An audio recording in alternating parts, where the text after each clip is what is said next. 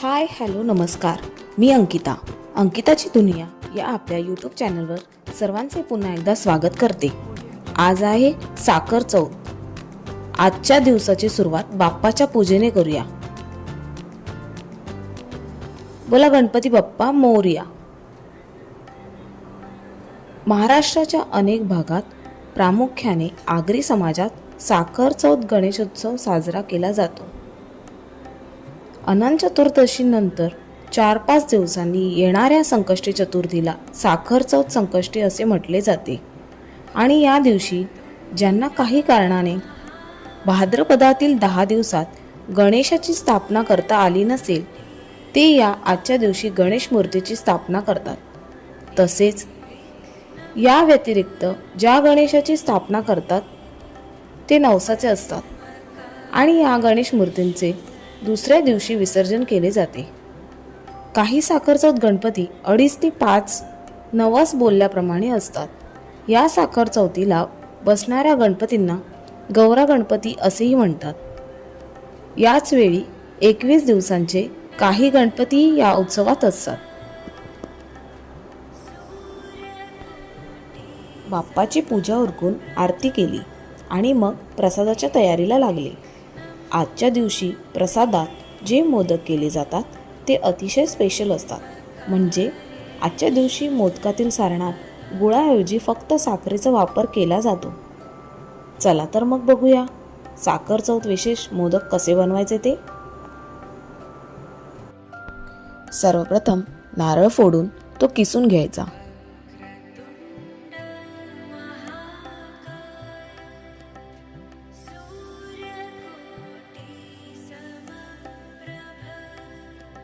सोबत साखर, ड्रायफ्रूट, वेलची पावडर आणि तूप हे इतकंच आपल्या मोदकातील सारणासाठी लागणारं साहित्य. बाकी सारण बनवायची प्रोसेस एकदम सारखीच आहे, फक्त यात आपण गुळाऐवजी साखर घेतली आहे.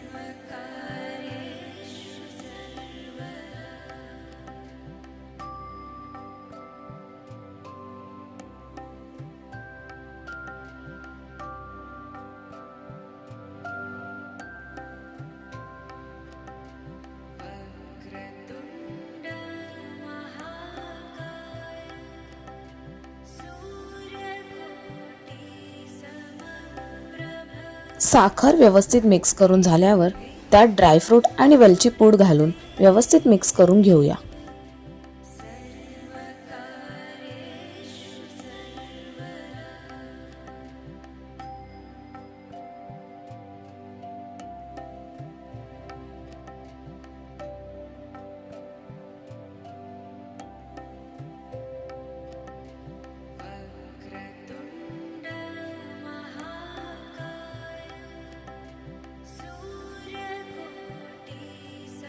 सारण बनवून झाल्यावर प्लेटमध्ये थंड होण्यासाठी काढून घ्यायचं.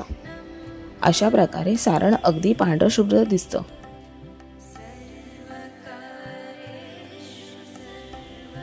आता आपण पारीसाठी पीठ भागवून घेऊ. आजच्या मोदकासाठी मी लाल चावलाचं पीठ घेतलं आहे आणि गोकर्णाची फुलं. गोकर्णाची फुलं रंगासाठी वापरली जातात, पण माझ्याजवळ अवेलेबल होती म्हणून मी यूज करत आहे.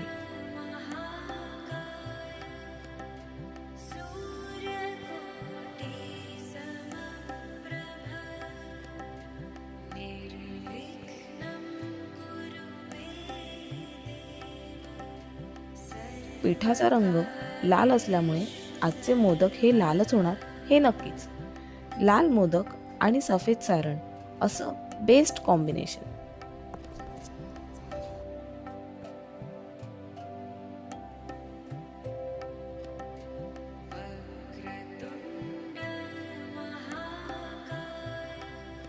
पीठ व्यवस्थित भागवून घेतल्यावर झाकण मारून 5 ते 10 मिनिट शिजवून घेऊया.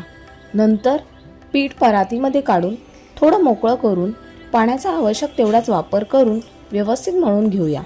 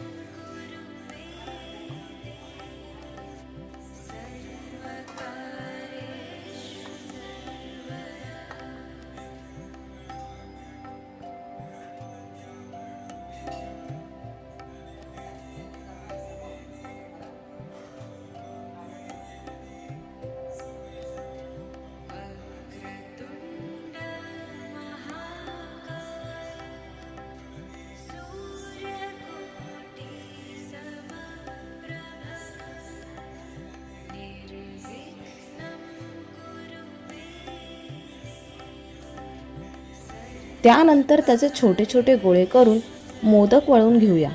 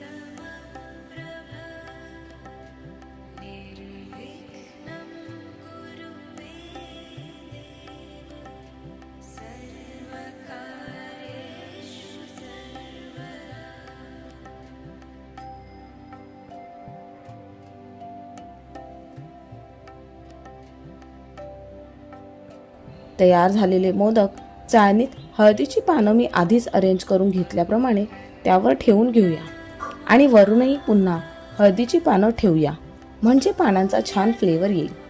मोदकांची तयार केलेली ही चाळण पाणी गरम करून घेतलेल्या टोपावर ठेवून त्यावर झाकण ठेवावे. थोड्या वेळाने हळदीच्या पानांचा मस्त असा सुगंध दरवळू लागेल. 5 ते 7 मिनिटमध्ये मोदक बनवून रेडी होतात. थोडे थंड झाल्यावर तयार मोदक नैवेद्याच्या पानात लावून तुळशीपत्र आणि दुर्वा ठेवून पान पूर्ण केले.